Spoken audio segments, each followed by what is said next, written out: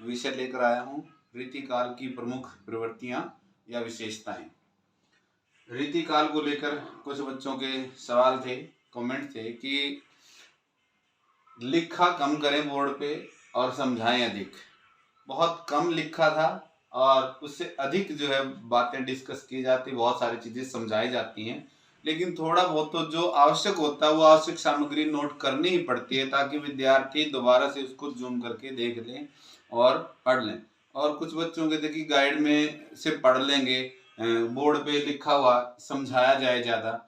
Guide में जो चीज़ें दी गई हैं, जो बच्चा अगर गाइड से सेटिस्फाई होता है तो वो गाइड पढ़े, लेकिन जो मैं पढ़ा रहा हूँ या जो बातें मैं आपसे साझी कर रहा हूँ वो बातें आपको बहुत सरल तरीके से, मेरा मानना है कि बहुत सरल तरीके से, और जो महत्वपूर्ण बातें होती हैं किसी भी क्वेश्चन की, किसी भी सवाल की, वो बातें मैं लेकर आता हूँ और मेरा प्रयास रहता है कि वो आसान से आसान तरीके से सभी बच्चे इसको समझ पाएं।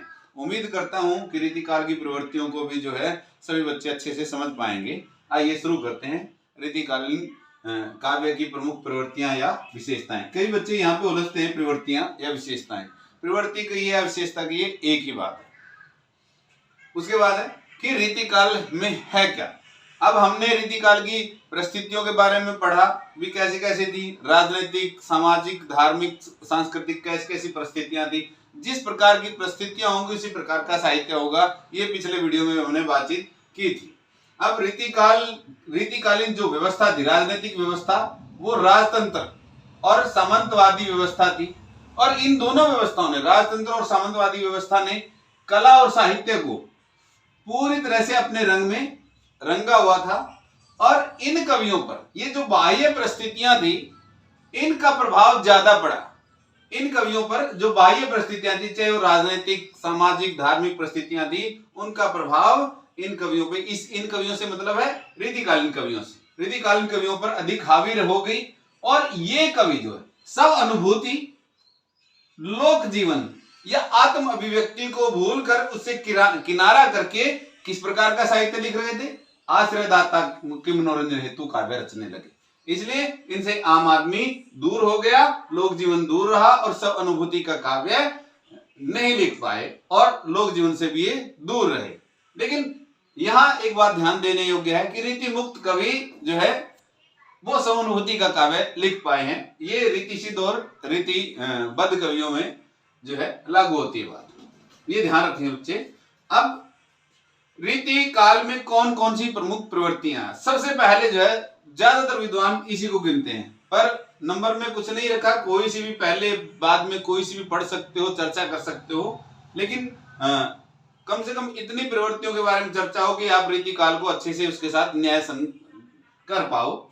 रीति ग्रंथों या लक्षण ग्रंथों का निर्माण, एक ही बात है कि रीति काल के कवियों ने, विशेषकर रीति सिद्ध और रीतिबद्ध कवियों ने रीति ग्रंथों का प्रचुर मात्रा में जो है निर्माण किया, यानी रीति ग्रंथ लिखे हैं। रीति एक पद्धति है और उस पद्धति का अनुकरण करके, पद्धति का क्या है, वो जो संस्कृत आचार्यों ने बताई, हिंदी में बताई कि जिन कवियों ने विभिन्न काव्य के अंगों का, काव्य के अंग कौन कौन से होते हैं, ये काव्य के अंग, अलंकार, छंद, रस, नायक नायिका भेद, इनका वर्णन यानी काव्यांग निरूपण, इनका वर्णन करना ही, काव्यांगों का निरूपण करना ही काव्यांग निरूपण होता है। कि इनको जो निरूपित किया है, पिरोया है अपनी कविताओं में, और जो है इस रीति पर चलकर जो है कविताएं लिखी। और इस रीति पर चलने वाले कवि क्या, रीति ग्रंथों का निर्माण किया या लक्षण ग्रंथों, इनको काव्य के लक्षण भी कहते हैं, काव्य के अंगों को काव्य के लक्षण भी कहते हैं। विभिन्न आचार्यों और इस काल के कवियों पर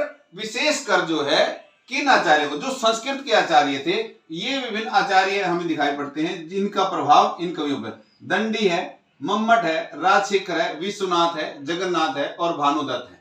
इन्होंने जो काव्य के विभिन्न अंगों पर, किसी ने अलंकार के बारे में, किसी ने छंद के बारे में, किसी ने रस के बारे में, किसी में नायक नायिका भेद के बारे में, उनका जो है अनुकरण करने का प्रयास किया। और इसका कारण क्या हुआ कि ये ना तो पूर्णतः उनका अनुकरण कर पाए और ना ही जो है पूरी तरह से काव्य के अंगों को बता पाए। इन्होंने काव्य के अंगों को बताने का प्रयास किया और काव्य के अंगों को जो उनकी व्याख्या करने का भी प्रयास किया। लेकिन कुछ कवि ऐसे थे जो रीति ग्रंथों का निर्माण तो किया, मतलब वो रीति पर तो चले, उसने रीति ग्रंथों का निर्माण किया तो वो रीति सिद्ध कवि कहलाए। और जो कुछ रीति जो है निरूपण किया, यानी कि काव्य के इन अंगों को अपनाकर जो है अधिकता से अपनाकर काव्य रचा, कुल मिलाकर चाहे रीति सिद्ध हो या रीति बद्ध हो, सभी ने रीति का या लक्षण ग्रंथों का अनुकरण अवश्य किया है।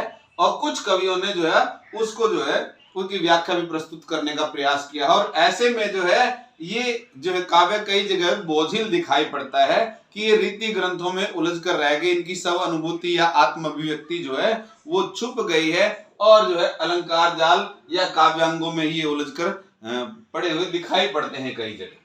अब आइए अगली बात करते हैं। अगली विशेषता है अति अलंकारिकता, सॉरी अति श्रृंगारिकता।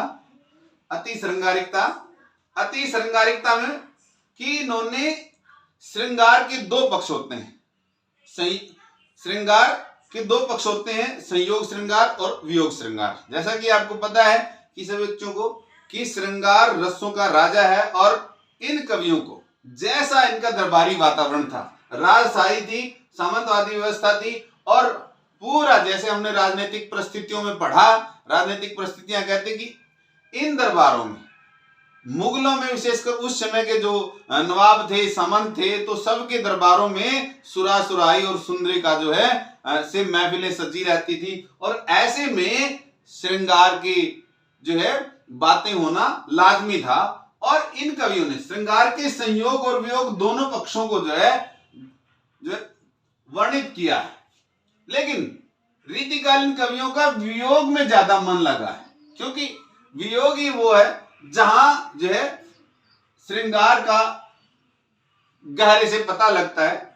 अब इन कवियों ने जो है अनार, वियोग में जब वियोग अवस्था का वर्णन कर रहे हैं रीतिकालीन कवि, अनार के दाने इनको अंगार लगते हैं और चंदन, चांदनी और बादल, वास्तव में तो ये लोक जीवन में तो ये चंदन, चांदनी और बादल शीतलता देते हैं, लेकिन वियोग अवस्था में रीतिकालीन कवियों के वियोग में जो ये आग बरसाते हुए प्रतीत होते हैं। और कवि बिहारी का एक पद मैं यहां प्रस्तुत कर रहा हूं, जो इनकी वियोग श्रृंगार का पद है। एक विहरणी नायिका कहती है अपनी सखी से कि ये सखी, मैं ही बोरी विरह बस, कि मैं ही बावली हूं, मैं ही दीवानी हूं विरह के कारण, के बोरो सब गांव, क्या या ये सारा गांव बावला हो गया है, या ये सारा गांव बावला हो गया है, या तो मैं बावली हूं या ये पूरा गांव बावला है। और आगे वो कहते अपनी सखी से, कहा जाने कि कहा जाता है ये कहत, और ये कहते भी हैं, शशि ही चंद्रमा ही शीत कर नाऊ, चंद्रमा शीतलता देता है। कि मुझे लगता है कि चंद्रमा शीतलता नहीं दे रहा, चंद्रमा तो आग बरसा रहा है, क्योंकि वियोग अवस्था में वियोगिनी नायिका को नायक की याद सता रही है। इस प्रकार जो श्रृंगारिक, अति श्रृंगारिकता का जो है इन कवियों ने वर्णन किया। आइए जानते हैं रीतिकाल की अगली प्रवृत्ति या विशेषता जो है अलंकारिकता। अलंकारिकता के कारण सबसे पहले तो हमें ये ध्यान रखना कि इस काल में अलंकारों का प्रयोग का कारण था, फिर वही बात आएगी इनका राजनीतिक प्रवेश, राजनीतिक और सामंतवादी व्यवस्था के कारण यहां पर जो है सभी कवि अपने राजा को, अपने आश्रयदाता को खुश करने में लगे रहते, चमत्कार प्रदर्शन करके उनको मोर असरफियां लूटनी थी। इसलिए वो एक प्रतियोगिता सी उस समय के जो दरबारी कवियों में लगी रहती थी, अलंकारों की होड़ और राजा को नए नए चमत्कार प्रस्तुत करके, नए नए शब्द जाल बुन के जो राजा को, आश्रयदाता को प्रसन्न करने की होड़ लगी रहती थी। और इसीलिए अलंकारों की अधिकता के कारण मिस्र बंधुओं ने, जब काल का नामांकन हम पढ़ते हैं, मिस्र बंधुओं ने इसको अलंकृत काल नाम इसीलिए दिया था कि अलंकारों की अधिकता इस काल के कवियों ने जो है अपने काव्य में दी है। और अलंकारों की अधिकता के कारण इस काल के एक जो प्रसिद्ध कवि है केशवदास, उनको कठिन काव्य का प्रेत कहा जाता है। और इनके जो है रामचंद्रिका को छंदों का जायबगर भी कहा जाता है। ये दो अलंकार इस कवि के साथ लगे, कठिन काव्य का प्रेत, कि अधिक अलंकारों का प्रयोग करने का। अब उसके बाद है कि इन कवियों ने अलंकारिकता के इतने जो है प्रयोग किए हैं, इतने प्रकार के अलंकार किए हैं कि पूर्ववर्ती साहित्य या उससे आगामी साहित्य में अलंकारों की इतनी अधिकता देखने को नहीं मिलती। हाँ, ये बात अवश्य है कि अलंकारों से ही काव्य की शोभा बढ़ती है, लेकिन इन कवियों ने, विशेषकर रीतिकालीन कवियों ने, अलंकारों की होड़ लगी और उसका कारण था यहाँ का जो है जो दरबारी जो वातावरण था और जो उस समय का जो श्रोता जो है राजकवि थे। राजकवियों का श्रोता जो है उनके मनसबदार, उनके सामंत और उनके जो है नवाब या उनके शहनशाही थे। आम आदमी से तो उन्होंने दूरी बना रखी थी, इसलिए वो अलंकार जाल में उलझी हुई कविता हमें दिखाई पड़ती है। एक अलंकार का उदाहरण हम ले लेते हैं ताकि विद्यार्थियों को आसानी रहे। कनक कनकते सोगुनी, कनक कनकते सोगुनी मादकता अधिकाए, व खाई बोराए ई पाई बोराए। आसान सा उदाहरण लिया है यमक अलंकार का, विद्यार्थियों को के सुविधा के लिहाज से आसान उदाहरण लिया है। किसी और अलंकार का भी ले सकते हैं, लेकिन ये सबसे आसान पड़ता है। कनक कनकते सोगुनी मादकता अधिकाए, वो खाए बोराए ई पाए बोराए, यानी कि एक शब्द के जो है जब अलग अलग अर्थ होते हैं तो वहां यमक अलंकार होता है। आइए जानते हैं रीतिकाल की अगली प्रवृत्ति या विशेषता क्या है। वीर रस का काव्य। भले ही रीतिकाल में रीति ग्रंथों का निर्माण, अति अलंकारिकता, अति श्रृंगारिकता का काव्य लिखा गया हो, लेकिन इस काल में वीर रस का काव्य भी लिखा गया है। वीर रस का काव्य रचने वाले कवियों में सबसे प्रसिद्ध जो है आते हैं कवि भूषण। कवि भूषण जो है, कवि भूषण ने जो है अपने आदर्श शिवाजी और छत्रसाल को नायक बनाकर वीर रस की कविताएं लिखी हैं और वीर रस का काव्य इस युग की एक बहुत बड़ी देन आती है। अब आइए बात करते हैं अगली विशेषता की, भक्ति का काव्य। इस काल में फिर वही बात, लक्षण ग्रंथों का निर्माण, अति श्रृंगारिकता अलंकारिकता का काव्य है, लेकिन कई विद्वान ये आरोप लगाते हैं कि रीतिकाल पर भक्ति का काव्य नहीं मिलता है, भक्ति भावना दिखाई नहीं पड़ती। लेकिन डॉक्टर नगेंद्र ने कहा है कि इस काल के यानी विशेषकर रीति काल के जो कवि हैं भक्ति भावना से जो है अछूते नहीं थे। भक्ति भावना उनके लिए जो है बहुत आवश्यक वस्तु थी, क्योंकि जो है वो उबाऊ दरबारों के उबाऊ वातावरण से जो है भक्ति उनको तसल्ली देने वाली एक जो है चीज थी, जो उनको जो है उनकी आत्मिक शांति या सब अनुभूति को जो है वो कहीं न कहीं अभिव्यक्त करने वाली जो प्रवृत्ति थी। इसलिए कोई भी अछूता नहीं है, भले ही न्यूनतम मात्रा में उन्होंने भक्ति भाव को अपनी कविताओं में स्थान दिया, लेकिन भक्ति भाव उन रीतिकालीन सभी कवियों ने जो है भक्ति भाव के चित्र अपनी कविताओं में प्रस्तुत किए हैं। हमने यहाँ 2-3 पद उठाए हैं ताकि विद्यार्थियों को आसानी के लिहाज से जो है जो भी याद हो जाए। मेरी भव बाधा रो, बिहारी का पहला ही पद है बीए प्रथम वर्ष की पुस्तक में। मेरी भव बाधा हरो राधा नागरी सोई, कि मेरी बाधाओं कर दो राधा नागरी सोई, जातन की जाय परे श्याम हरित दूती हो।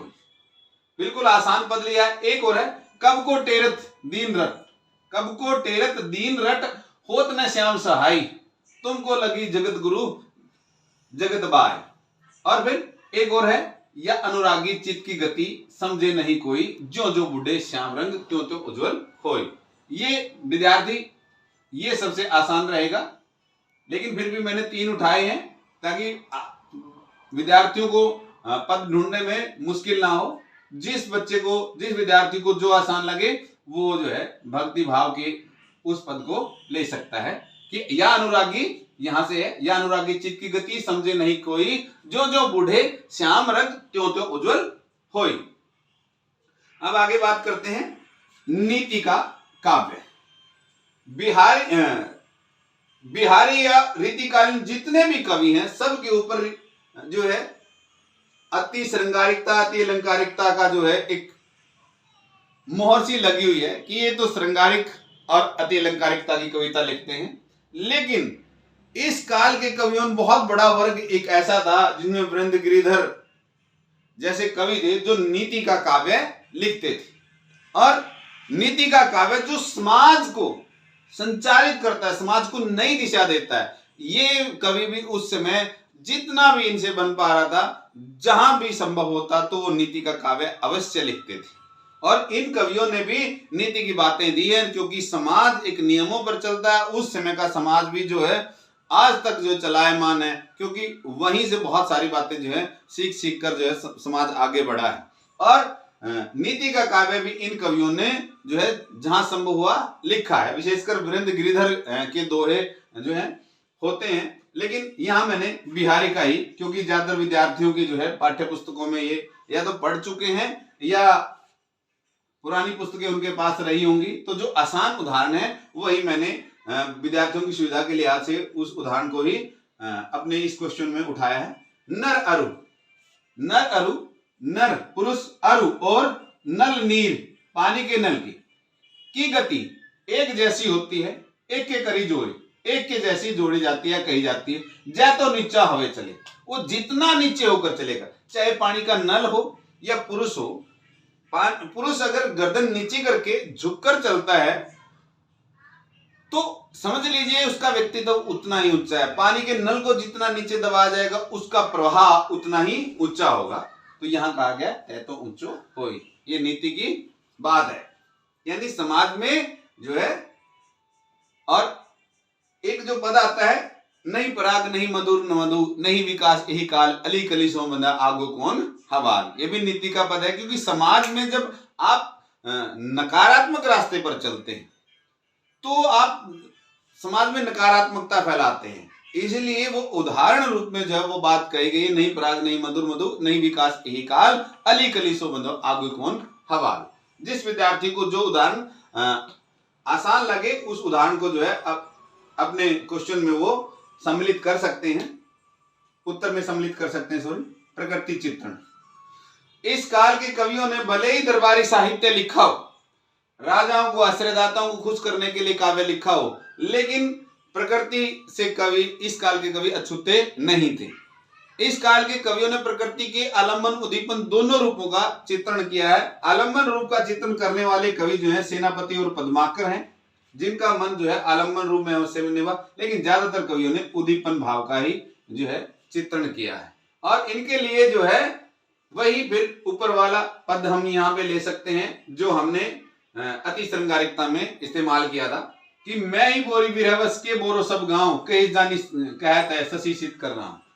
कि चंद्रमा प्रकृति का ऐसा है कि चंद्रमा शीतलता देता है, चंद्रमा की चांदनी शीतलता देती है, लेकिन वियोगिनी नायिका को वो जो है आग बरसाने वाली लगती है। तो ये आलम्बन रूप उद्दीपन रूप में ये चित्रण किया गया यहाँ। और एक और है पद है कि यह बसंत न खरी बरी, यह बसंत न खरी बरी, ये बसंत है बहुत खरी है, बहुत अच्छी है।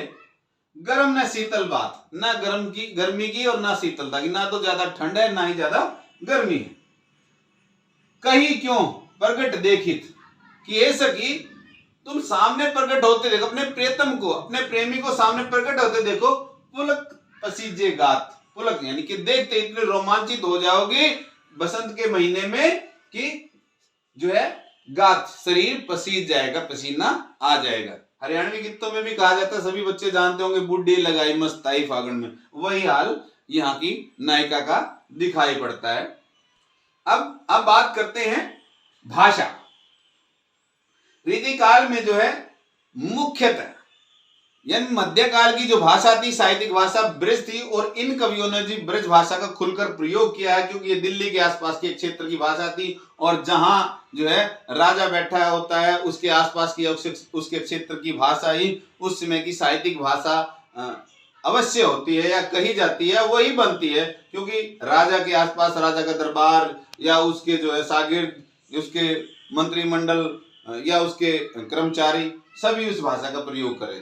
तो उस दौर में ब्रज भाषा मुख्य थी। भले ही दरबारों की भाषा फारसी रही हो, लेकिन कवि जो है ब्रज भाषा का प्रयोग कर रहे थे। ब्रज के साथ फारसी के शब्दों का प्रयोग इस काल में हो रहा था। लेकिन इन दोनों भाषाओं के अलावा बुंदेली, राजस्थानी और अवधी, बघेलखंडी, अक्षेत्रीय बोलियों के शब्दों का भी जो है इस काल में देखने को मिल जाते हैं। और आइए बात करते हैं काव्य के।